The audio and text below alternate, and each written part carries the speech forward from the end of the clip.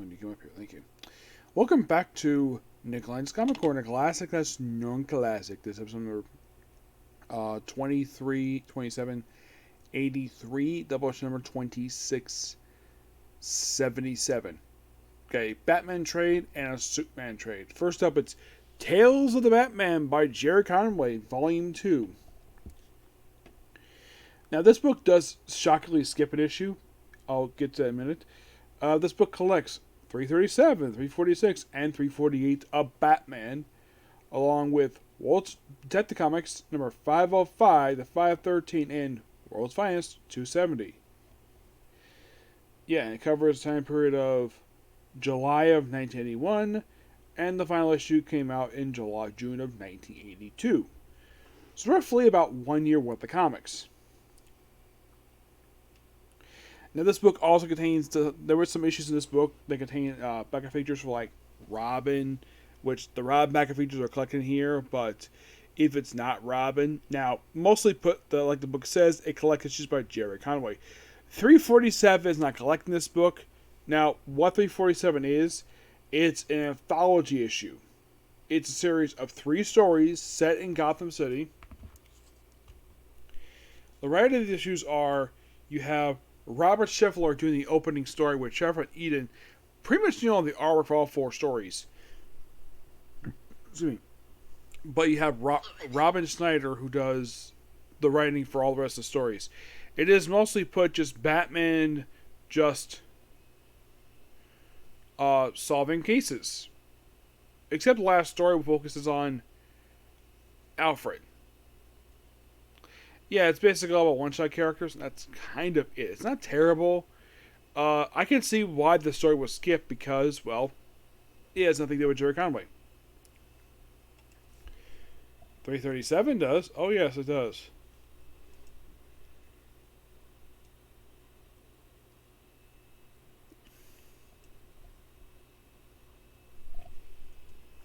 Now, at the end of these issues, they do, in fact, establish something really interesting. At the end of this era for in this book here. We'll get to that. So, the opening story is written by Gerry Conway, or by co-writing by Roy Thomas. Now, have we discussed this issue already? Yes.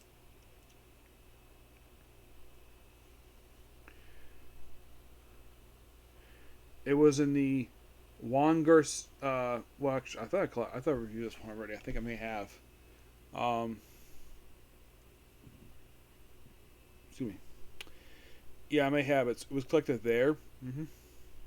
So yeah, I've discussed this already. So I'll just move on from that one.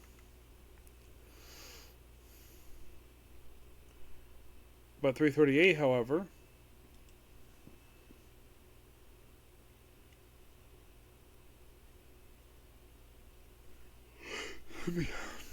Yeah, 338 is basically just a continuation of that thing. Of that story. The arc is done by Ivan Network. It's mostly taking on a guy called Sportsman. And no, it's not Sportsmaster. It's a completely different character. He only appears as one story, and that's pretty much it. As for why he only appeared for one story, don't know. It's just basically a sports story. Then we have the Detective Comics 505, which I've discussed back in feature in this book, so I'll borrow back in feature. It is mostly Batman versus Anthony Lupus, a freaking werewolf. And there's also cameos issues in this issue here by Arthur Reeves. We'll get back to that. So, this is a character created by Leen Wein and the late Neil Adams. And was this book here the final appearance of the character? No, he would appear 2 more. This actually was the first time he appeared since Batman 255. He next appeared in Trinity number 7, and then finally, the last appearance was in 63 for Batman.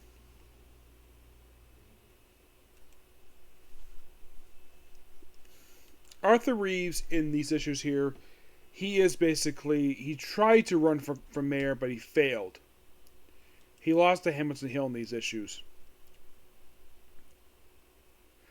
Yeah, in this trade here, it collects most of his issues that he appears in, not all of them.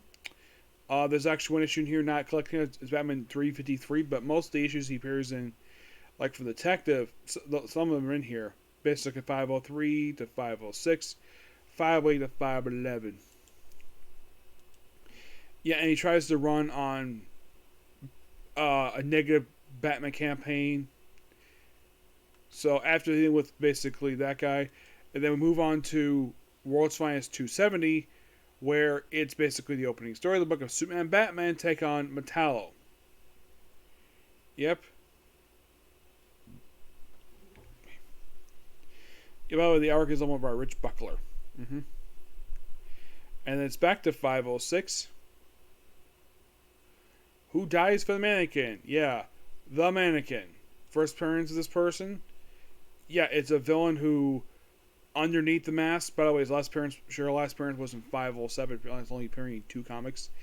Yeah, the whole thing with this character is that she is kind of in a way, I think that Conway was trying to establish his own version of, and I'm guessing at this, he was trying to establish his own version of the Chameleon.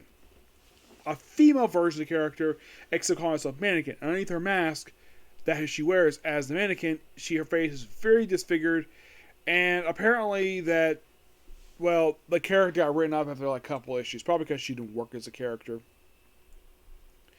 That's my guess. And then we move on to 339, Sweet Kiss of Poison.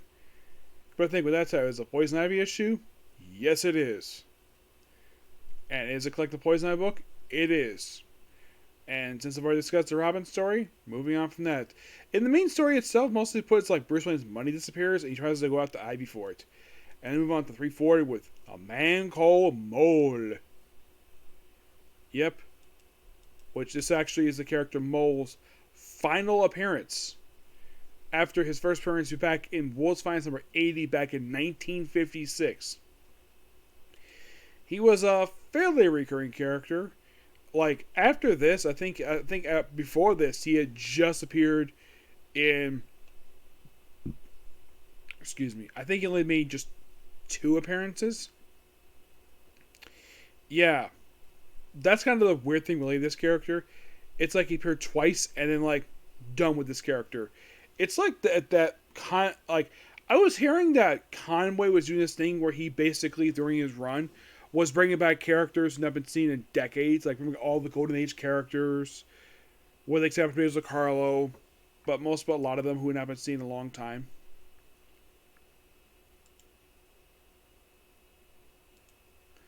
That's kind of what basically he was doing here with this one.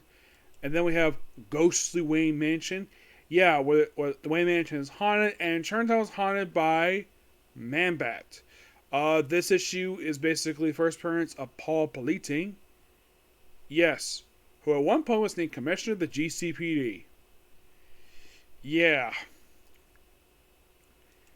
It's like Conway established him here as a recurring villain, and some of his appearances are in this trade here. Not all of them. I'd say just one appearance from Detective Comics is in two Detective Comics appearances, and some of his Batman appearances in here, but not all of them. He's mostly put just an annoyance to Batman. Mm-hmm. Yeah. Now, does the book collect the whole thing? Not really, no. The middle story is not collected in trade here.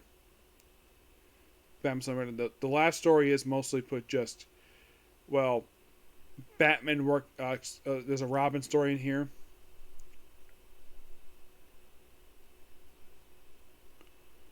Yeah. So, moving on to the next issue here with 342, Requiem for a Hero. We'll continue the whole Man-Bat stuff in here, and Rupert Thorne, and Dr. Teensy issue. Yep. So this technically 341 was the first time since the end of the Silver Age, which was actually, I think it was in Batman 217. I think it was. That was the last time Bruce Wayne had ever set foot in Wayne Manor. You could say this issue was set up for him return to Wayne Manor, and that would prove to be true. Moving on to 508 of Batman is simply put Batman, well, dealing with the Pharaoh, which when I saw him, he reminded me of King Tut from the TV show. 509, now there's it's a Catwoman story. Yep. Oh, excuse me. It's a Catman story. But Catwoman's here. But here's the weird thing. So, Batman and Catwoman just returned from Egypt, and they arrive home, and someone breaks in the window, and, well, Selina's basically changed. Thinks, oh, it's a Batman by the stature? No, it's Catman.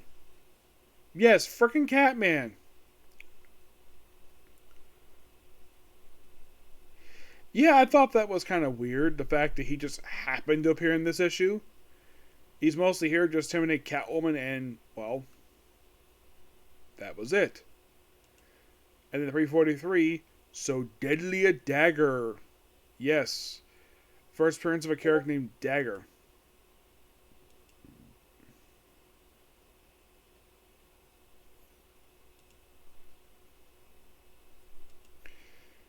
Yeah. He was part of League of Assassins. He's here. He only makes one appearance. And next appearance will be in Batman 400. Yeah.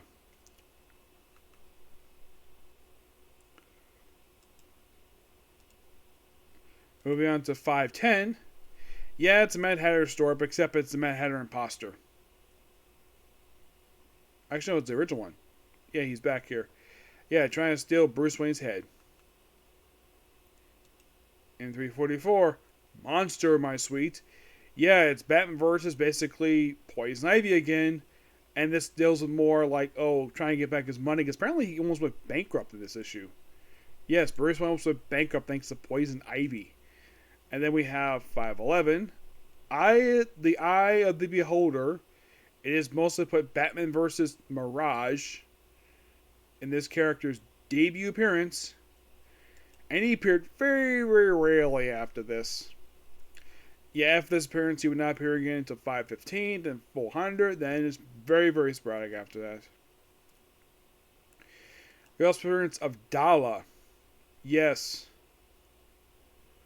This is technically, in a way, the first Earth 1 appearance of the character. Yeah, and the whole thing with her is that Robin just happened to run into her while they're on campus. And it's almost like he was smit with her. Yeah, it's like, my guess is the reason why that Gerry can't bring her back because Mad Monk was coming back.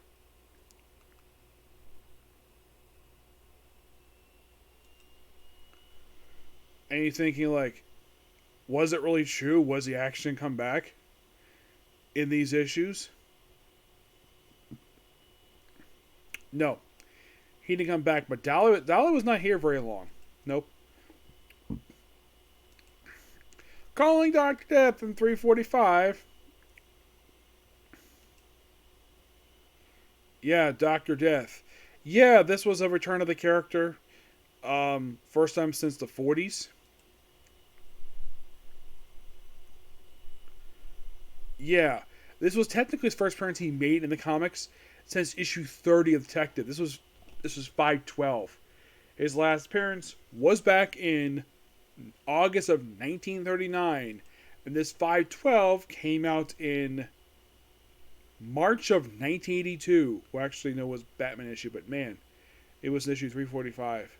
Yeah, March 1982. Yeah, then he appears in that other Titan comic issue 312, which of course is a follow-up to that. And then we have Half a Here in 346, which it's a Two-Face story, and I think I had discussed this one already. No, I haven't. I thought I did. But yeah, it's a Two-Face story. Moving on to 513. Yeah, it continues the whole thing with Two-Face in here and the Wayne Foundation. And it finally leaned to Shadow Play, which, because of this story here, the whole thing, because Man-Bat get involved in it, this convinces Bruce to reopen the Batcave. And he does. He reopens the Batcave, and he officially moved back to Wayne Manor. He had closed it because the Silver Age was over, so my guess is Conway probably felt this though was a good time to reopen it because it had been about 13 years since we opened the Batcave.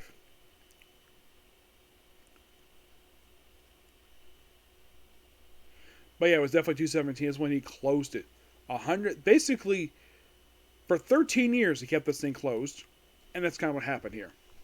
But damn good issue. Loved it. I love these issues in here. I would say some of the issues are pretty good, but not all of them. Okay, but I'm going to give the trade here a 9 out of 10.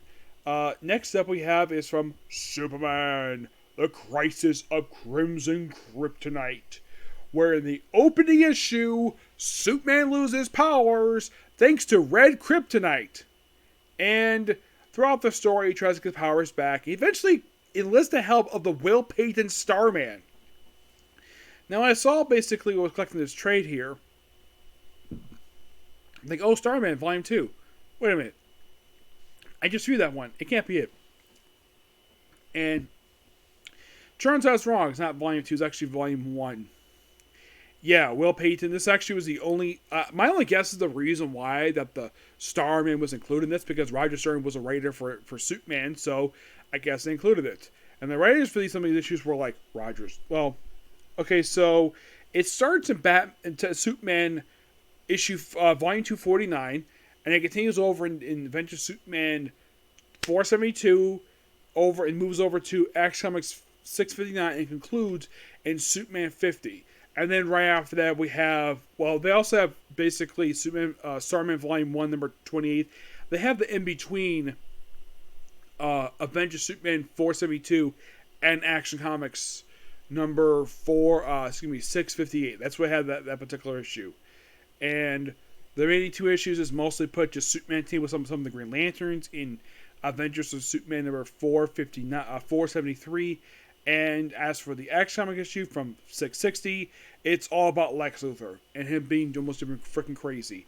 And if you read this comic, you probably wonder, like, wait, why is Lex got a mechanical hand? That was because he was exposed to kryptonite, which led to him having cancer. But really really fun issues.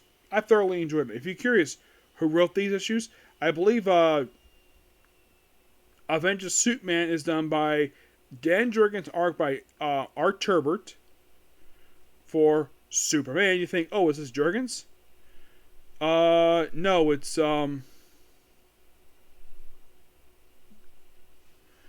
let's see if I can find it here. This is done by Gerry Ordway, artwork by Dan Jurgens, Brad Beating, Kara Gemmell, John Byrne does this issue. The writing, artwork because, well, he did the first issue. Kurt Swan and Dan Jurgens, this is issue 50. I think, as far as I don't think that Jurgens works on issue 49. No, it's just Gerry Ordway does the writing artwork for this one. But what about Action Comics? Action Comics is done by Roger Stern with art by Bob McLean and Brett Breeding. But yeah, really good book. I give the book roughly a 10 out of 10. It was really good. Nothing really wrong with the story. But still, it's very early start for Superman. Basically, this is basically just a few years after the company relaunch of 1986, and the book's been really, really good. No bad issues here. Yep. So yeah, that's a particular view. Please be sure to like, comment, subscribe, turn notifications, and do not hit the dislike button. I probably have time later on my stream to do one more comic corner. That's probably gonna be it for tonight. By the way, the next comic corner is discussing Batman Chronicles and Azrael. Okay, next view.